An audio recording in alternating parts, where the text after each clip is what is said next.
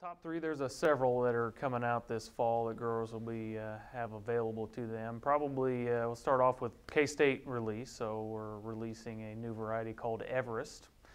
Everest has looked pretty good in our yield test results in 2009 and had a pretty good year in 2010 as well. So I think it's got a lot of good yield potential. It's got a really good fit for the eastern half of Kansas. So I think I'd encourage growers to take a look at Everest, see if they can get a hold of some this fall and plant some.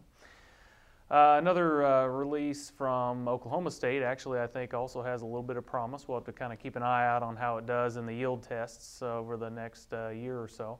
But it's a variety called Billings. It has a pretty good disease package. And it's got a little bit of yield potential. It's kind of new to our tests this year, but it didn't look so bad in our tests. So that would be one that I would say take a look at as well. Probably another one to take a look at would be from the Trio Research Group out of Wichita, and that would be T158, more of a fit for western Kansas. Got good drought tolerance, and it's had a pretty good yield potential. It's one of its parent lines was T81, so growers are pretty familiar with T81. And they kind of think maybe that's the next generation of T81. So for the western Kansas producers, take a look at T158.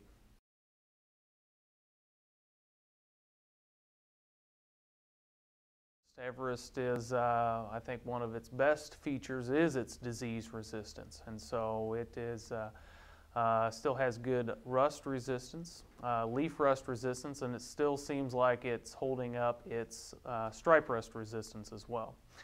One of the other beneficial things, or a couple of the other diseases that Everest has a really high level of tolerance and resistance to, is barley yellow dwarf virus, which can be pretty detrimental to our yields in Kansas. That's a disease, a viral disease caused by an aphid vector that generally those infections happen in the fall. But Everest has a really good tolerance to barley yellow dwarf, as well as head scab. And head scab can be a problem if you're planting wheat into corn stubble, where we can get periods of rainfall during the flowering period, and then this head scab, fusarium essentially, infects the head during these rainy periods during flowering. Well, Everest has a really good level of tolerance, probably one of our best level of tolerances of all of our wheat varieties that we grow in Kansas. So those are a couple of the really good pluses about Everest. Billings, nothing really special about a disease package on it. I think it's genetics and drought tolerance, acid soil tolerance, are some of the calling cards for Billings. It doesn't really have a whole lot more resistance than some of the other varieties that we're growing.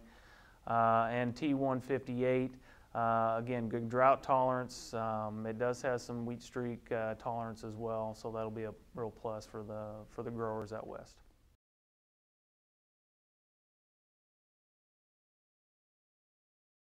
Well, I think always the goal of the breeding programs is to increase yield. So continually we're trying to increase genetic gain through bushels, but the other benefit or the other goal of the breeding programs is to continually stay ahead of our disease resistance. And we have an ever-changing, ever-mutating population of diseases out there, and it's a real challenge for the breeders to kind of stay ahead of that game, stay on top of that. And so some of the future goals of the breeding program is to start stacking some leaf rust resistance to try and keep that resistance in that variety for more than, say, 3 to 5 years. So hopefully with a multiple resistance they can maintain that leaf rust resistance over a longer period of time. So that'd be a goal. The other thing is that the new stripe rust mutated disease that occurred this year, started in South Texas, that's going to be a real hiccup point for our breeders, and they kind of have to start over with a lot of their germplasm. So they're not excited about that, but that's going to be one of their main goals over the next several years, is to try and develop that resistance back in most of our varieties to this new race of stripe rust.